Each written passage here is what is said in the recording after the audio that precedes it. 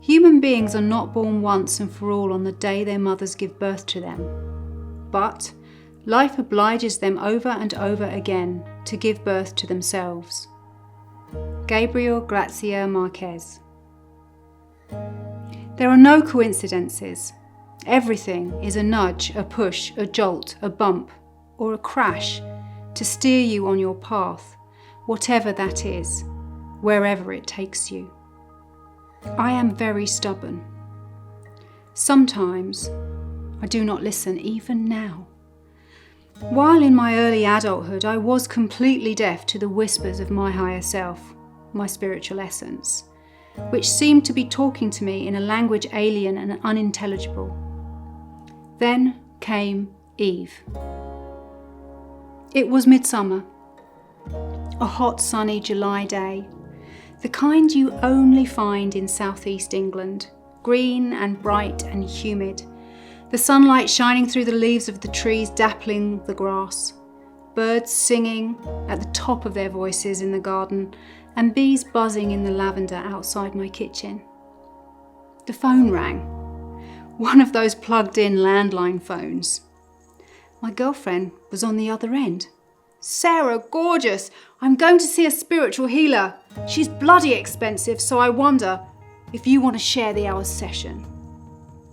Of course I would. Wow, of course I would. Eve bustled out of her room, waved goodbye to my girlfriend, looked me up and down once more and said, "Right, young lady, I'll deal with you now. Come along." Gulp. Don't call me young lady, I thought. You're going to deal with me? How rude. But instead of running away, I followed her to her office. My heart beating in my chest so hard I felt it banging against my ribs. My pulse was racing, perspiration breaking out on my forehead. Could I be having a panic attack? What's this? My chest was tight. I couldn't breathe. Hell, Sarah, what are you doing? That voice inside me again.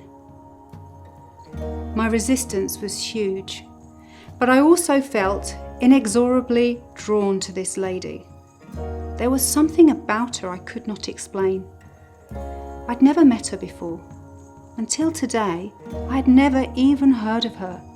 Yet somehow, some way, I knew I was in the right place. Exactly the place where I would discover new information and find truth. She scanned me, nodding. Then suddenly, her voice changed, and she dropped into what I now know is trance. She channeled a message for me. "You are very unhappy. The child in you is lost. She cries often and you ignore her. Your body has become a cage, an armour to hide your heart, which is so wounded it may completely close. Your life force is weak and walks behind you, for it does not feel this place is safe. You're gifted, you're hidden. You are light, but so dark. You are young, but old beyond your years. There is knowledge, for you learn well, but it is your wisdom that will change your world, the world. Time is the healer here. Experience your initiation and find your way. First, embrace your wounded child.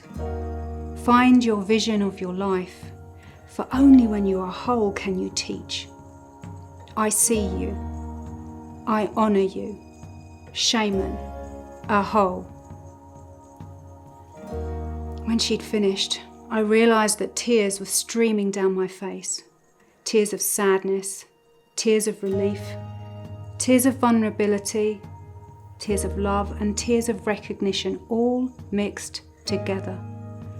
This strange lady, this stranger, Eve, who later became my teacher, my facilitator, my memory provoker, had, in the space of a few minutes, told me more about myself than I had ever dared to admit.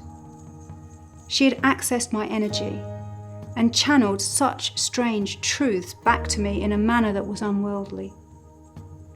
I continued to cry for 2 more days. I couldn't stop.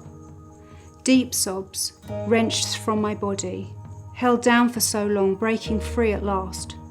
I felt deep depression, cracked open and raw. The people around me did not know what to do, and I knew they couldn't help me. Only she could, Eve, with her sparkling eyes and promise of bone-deep honesty.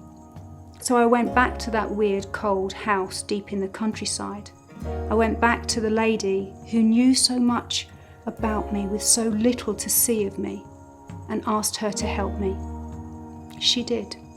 And now I'm here, sharing my journey with you.